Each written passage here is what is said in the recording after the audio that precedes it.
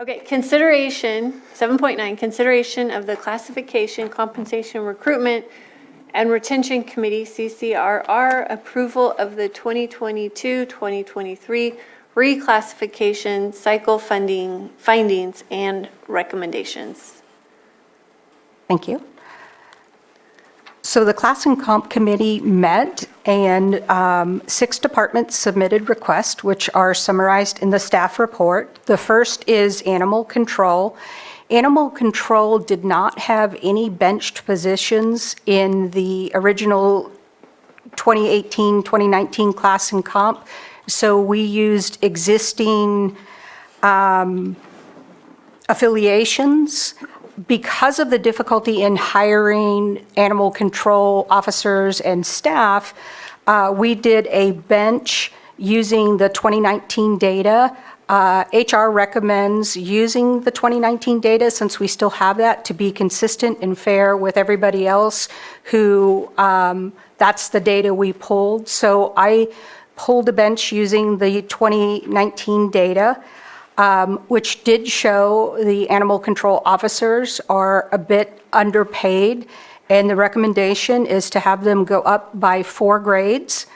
For the veterinarian, we were unable to get a good bench for that because none of our 12 comparison counties actually have vets. They either outsource or don't have those services provided in-house. So Assistant CAO, Stephen Carter, worked with JT to come up with a recommendation for the vet. The information that the animal control director provided was using private industry, so we really can't use private industry just out of fairness to how we come up with our class and comp data. So we made a recommendation to increase the vet by 14 grades. The grades are in this staff report here. I won't go over each one. This should be no increase in salary because it'll be covered by salary savings for the 2022-2023 fiscal year. Meet and convert is not required since we're not changing the job specs, we're just increasing the salary. Any questions? More just a comment, obviously sitting on the Class and Comp, well, I'll get it with the Class and Comp Committee. You know, I know there's a lot of discussion, we've gone through it.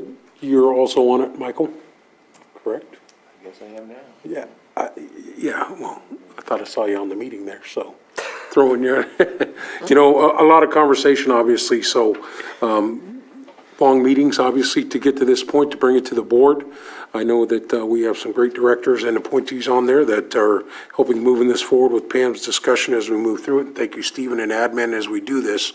You know, obviously, we're trying to always take things into consideration so we don't put ourselves in a position that we were before we did the Class and Comp, or we have folks that are out of whack. So I think moving forward, getting these things in alignment are going to help out in the future years as we're moving people forward in the county. So, and obviously making sure that if there wasn't a baseline, one gets set and then we're going forward from there instead of just trying to create something the next time we're trying to address a position allocation or those types of things. Well, and that's one of the reasons I recommended using the 2019 data out of fairness to the rest of the county and what happened previously when we weren't doing regular class and comp studies, that we had a bunch of people that ended up being Y-rated because they got consistent raises, and then there was a real lack of understanding as to why they didn't get raises when other people did. And so, to be fair, and in discussions with the committee, we decided to use the data set from our original class and comp study. Does that include the increases that, okay. Yes. Thank you. Okay. Supervisor Spatier.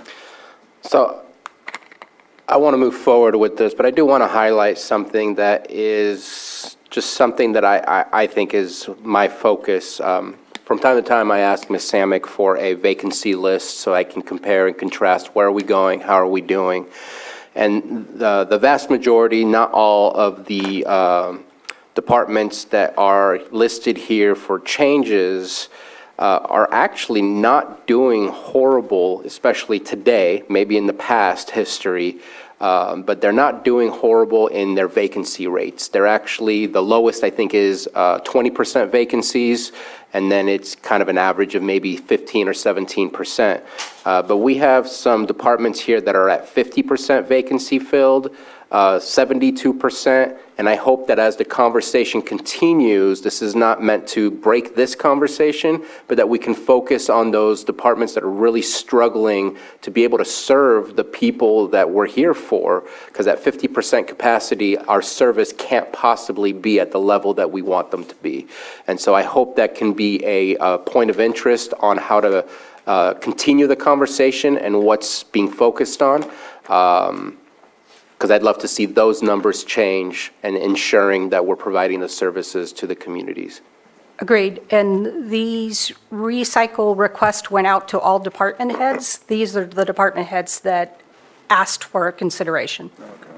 And in some cases, they're just title changes to be more consistent and on pace and make it easier to advertise. In some cases, they're asking for increases. So out of our 26 departments, 6 submitted requests.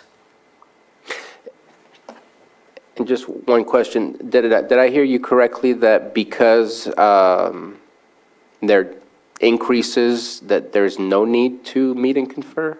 Well, if it's just an increase only and no change to the job description, we don't need to do a meet and request because nothing's changing in the job description except they're getting a raise. But at the same time, and I thought I had read this, that the recommendation is to initiate the meet and confer. You're saying? Where necessary. So there are some instances where it will be and some instance where it's really just a courtesy notice to say the salary is going to go up by whatever gets approved here today. I'm not trying to make it complicated, but it would seem that meet and confer is still a necessary part because I don't want to describe potential difficulties because I don't want to create them, but at the same time, Well, it's more of a courtesy notice to say there's no change in the actual job requirements, but the Class and Comp Committee has met, done a bench, and the salaries increase. Versus, here's the job description, here's the changes, like in the next one with behavioral health, where there's now a certification process that will be initiated. That needs to go to a meet and confer. Not that they'll oppose it, but they'll want to know how current staff is being affected by the certification process and what amount of time will give them to be certified and what happens if they don't get certified. But if we do an increase, you're saying there's no need to meet and confer. And I just a courtesy notice is my understanding. I can confirm it with one of my I personally disagree. Okay. I think it needs to go to meet. Supervisor Sabatier, just by point of clarification, meet and confer is a requirement under the government code in certain circumstances. Meet and confer may be satisfied by way of notification. This item here is before your board for approval in concept. So our office is certainly at that stage is willing to work with human resources to determine whether or not it meet and confer requirement and the extent of the meet and confer would apply and to what extent it would apply. Okay. Okay. Okay, Supervisor Green? Yeah, just real quick, and I didn't notice this during class and comp, but we did talk quite a bit about the McDonald's phenomenon. So this is better than what it is, but it's still, so on Animal Control Officer 1 and Animal Control Assistant. So in the prior classification, they were equivalent, and in this revision, they're equivalent. But again, the McDonald's phenomenon. So not really knowing the class part of that equation, should we be distinguishing between them on the pay scale? Should we be kind of backtracking and taking a look at the classification of those? Because, again, an animal control officer, one, they're going to be on the track to get certified. They certainly have expectations of them, and I don't know that equivalent expectations go on the assistant or what have you. So I want to push the needle as much as we can, but I just don't necessarily understand right now the difference in those classifications and whether we should keep them on the same T12 grade. Well, that was based on the previous affiliations, and they were set at the same, so we left them the same. So we did the bench based off of the Animal Control Officer 2, and then affiliated according to the old affiliations. So at this point, we will leave them there. As far as the fast food Phenomenon. law, or I think that is being challenged. There's also not every fast food restaurant. There are circumstances and number of staff, so that's not in play currently. I think that is something we will have to look at when that comes into play, because our minimum wage positions will be competing with McDonald's or, Panda Express. yes, or Panda Express, or, well, if one would come here. So I think at this point, we can't really look at that because that's not a reality for us yet. Eventually, that could become a reality, and we'll have to look at that then. We also can't, with our whole grade system, just change minimum wage without changing every wage in the county. And that would be a significant impact, which we would have to talk about. Right. And if I can add, I don't know the level of detail, as it wasn't provided, and to be honest, that's in the nitty-gritty details that I don't need to have, but while the pay may be the same, the job descriptions are different, and it's about having the choice to be in what position you want to be, depending on who you are and what you want to do. So I think that seeing similar pay in two separate positions doesn't mean that it doesn't mean that it's bad. Thank you. Behavioral Health has asked to reclass and change the peer support specialist positions.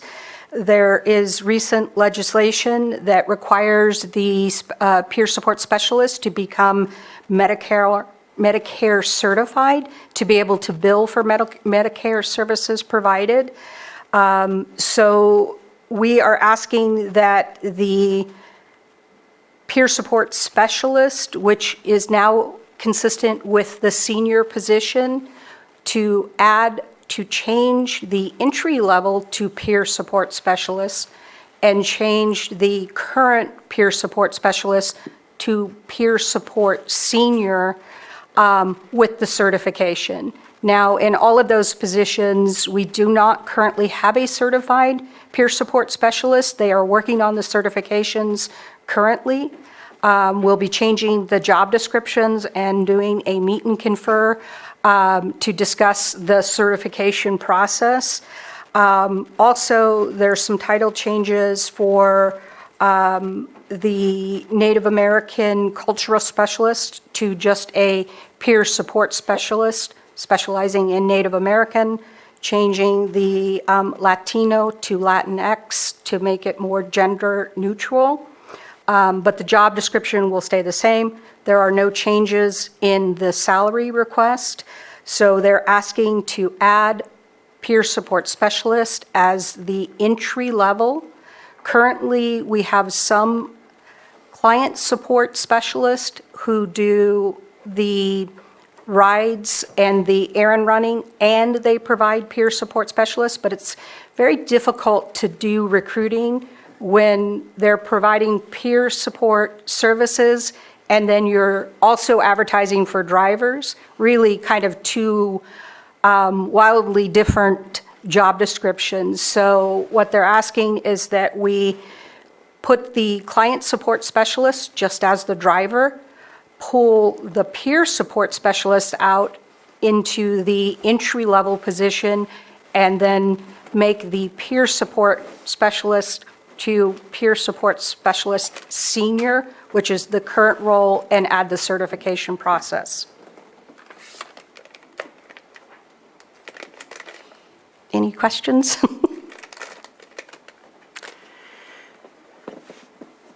Any questions from the public? Director Metcalf? Well, Pam, I know that was a mouthful, what you just said. And yes, the peer sports specialist job classification, because of state legislation, is changing. And it's going to allow our peer sports specialists to bill for not only Medicare services, but Medi-Cal services as well, which will bring additional revenue into our department. And so it is something that we have to do because this is mandated by the state.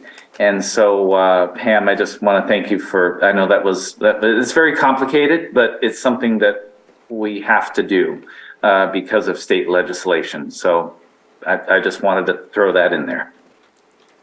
So we will be working with current staff on getting their certifications, and during the meet and confer process, we'll be talking about that process. And then as we hire new peer support specialists, the requirement will be to get their certification within 1 to 2 years, depending on the category. And those job descriptions will be updated accordingly. The committee is recommending all these changes. There are even though there are no cost increases here, because there's no changes, and then the adding the peer support specialist will be paid for by increased medical billing. So our next department, Public Services Department, has asked that we separate out the project and park superintendent, which is in a dual role right now. The workload has increased for capital projects and the parks and project superintendent, so they would like to separate that out and change the project and park superintendent to just park superintendent, and then keep the parks superintendent alone. They would like to increase the pay grade from M34 to M36. Any questions? Also, the committee is recommending this change. This is a management position, so there is no meet and confer required. So under this, so is there a project superintendent after this change? Or is that absorbed by the facilities maintenance superintendent? I was a little confused. Obviously support splitting it if the duties are there, but it says if the park superintendent goes to M36, that's equivalent to the facilities maintenance superintendent. I don't see that they're proposing to create a project superintendent.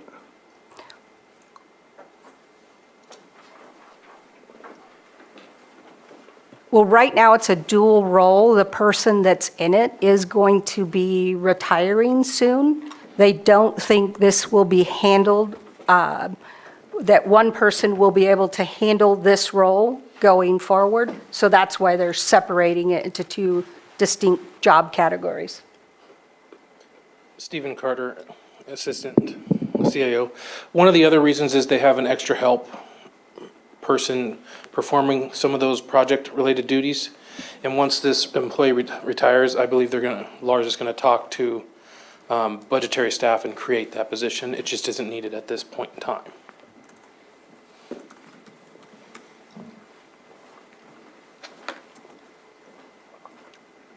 Okay, the next is Public Works for heavy equipment automotive mechanic during the class and comp. This was not benched. It was the salary was set based on previous relationships. Again, due to the difficulty in hiring this position, they asked that we do a bench. When we did the bench, it did show that this was considerably underpaid. And so we're proposing taking it from grade T17 to T21, again, using 2019 class and comp data. Questions? Two questions. How many other, or do we have other positions that were not benched? Yes.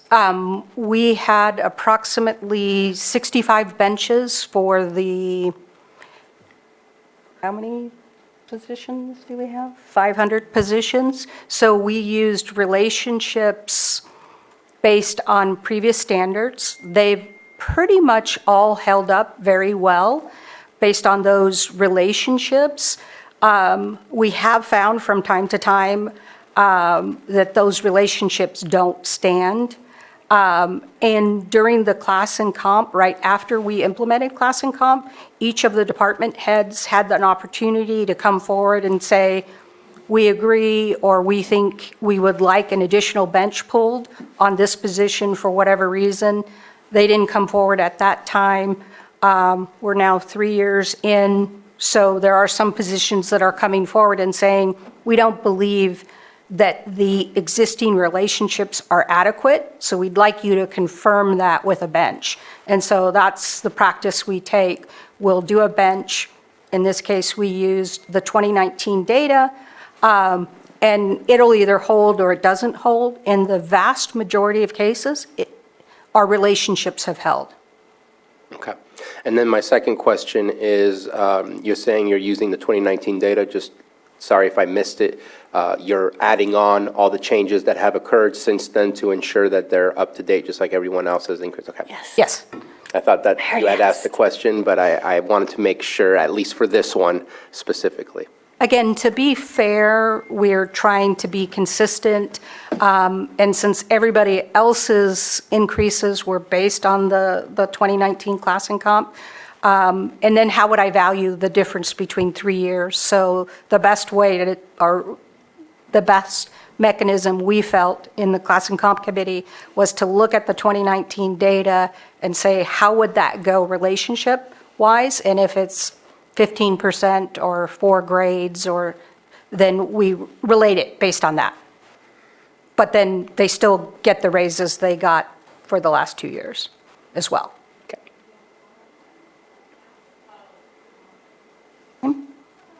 Social Services asked to add a senior accountant. We looked at their request. It seemed this request was really based on giving a specific person a raise rather than the need to add a senior accountant position. So the committee is asking that we deny this request because we don't see the need, given they do have accounting management staff, to add this position at this time. Question? Okay. So the next recommendation from Social Services is to take the Section 8 Self-Sufficiency Case Manager and retitle it to Housing Specialist. Initially, when they put in the request, they were looking at asking for an increase from G16 to G20. But in discussions with the Class and Comp Committee, they really looked at that and thought that they should retitle it to Eligibility Specialist. And based on the work and the education requirements and the experience requirements, the committee and the department head made the recommendation to retitle and actually reclass to G22 from G16. And the committee is recommending this change as well. Questions? Yeah, in the grid, I know there's 2 positions here, but I heard you use both terms. So just reading the grid, it appears we want to create a housing eligibility specialist that would be at G22 in the grid. it says reclass to housing specialist, and it says G20. So I think that's something's wrong in there. So there's a confusing. housing eligibility specialist at one grade, and then a housing specialist at another grade, and between the text and the chart, I'm a little Well, confused. the current title is Housing Eligibility Specialist, and they're asking to change it to just Housing Specialist. So in their initial request, and I know this seems confusing after the fact, it made sense when I was doing it, their initial request was to change Section 8 to the Housing Specialist, but then in conversations with the committee, they kind of scrapped that, so I should have just left that grid off to make it less confusing, so I apologize for that confusion. And then change, so it's two things. They're changing the title of the Housing Eligibility Specialist to just Housing Specialist, and they're reclassing the Section 8 Housing or Self-Sufficiency Case Manager to Housing Specialist. So it's two different requests. I just didn't make it very clear. To housing eligibility specialist. To Housing Specialist. So their current title is Housing Eligibility Specialist, and they're shortening that to Housing Specialist. Okay, well, going back to the grid, then, the phrase housing specialist is used on both lines, but one's a G20, one's a G22. So I'm struggling with that. Yes, I made it way more confusing than it needed to be. Like I said, it made sense when I was throwing all this together. It's really two requests, and so what I should have done is left off the grade and said retitle and then reclass with an increase. So I made it unnecessarily confusing. You understand this? I do understand exactly what you're saying.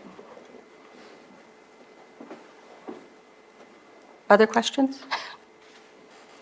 So again, the committee recommends this, is recommending this request as well. And the last request is from the treasurer tax collector.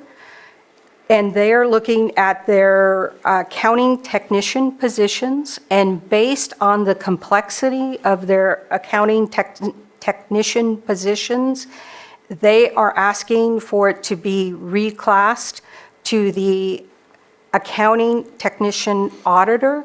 We spoke with the auditor controller. She agreed with this reclass because they're very similar in nature in the type of work that they're doing and the complexity and confidentiality.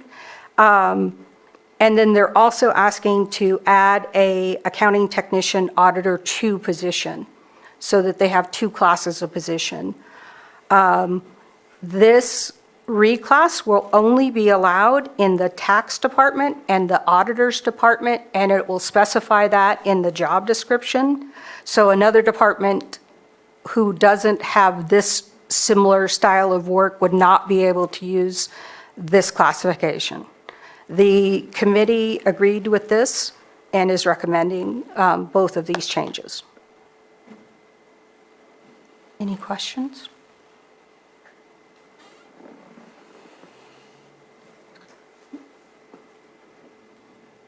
So staff requests that, oh, I think you have to do public.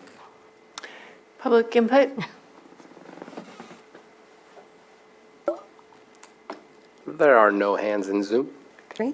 Staff requests that the board approve in concept these recommendations and authorize HR to initiate the meet and confer process with all applicable employee associations as needed. Okay, if there's no more discussion, we need a motion, correct? Did you have a question? Just final comment, obviously, this is the beginning of a process, but I know for me, what's always important is how does this impact our budget, and how do we ensure continuity in making these changes not impact us in any negative way. But other than that, I think that the fact that it's gone through the process of the Class and Comp Committee, and now it's going to the Meet and Confer as required. I'm good with moving forward. So just wanted to make sure and add the budgeting part of it because it will increase to a certain point. Yes, and it shouldn't impact the departments because most of the departments have cost savings from unfunded position or unfilled positions. Right. Since I'm the budget officer, I just wanted to restate what she said. This fiscal year, salary savings covers it, no problem. Next fiscal year, during the budget process, there's a net county cost that's provided to general fund departments, and self-funded have to fit it within their allocations. The net county cost is up to the department how they utilize that funds, and it should cover these changes. Yep. Okay, Thank you. thank you. Thank you. Okay, if there are no more discussion, then I will go ahead and move. I will move to approve in concept these recommendations and authorize Human Resources to initiate the meet and confer process with applicable employees associations as needed. Second. A motion and a second, all in favor? Aye. Opposed? Okay, Thank you. thank you, Pam.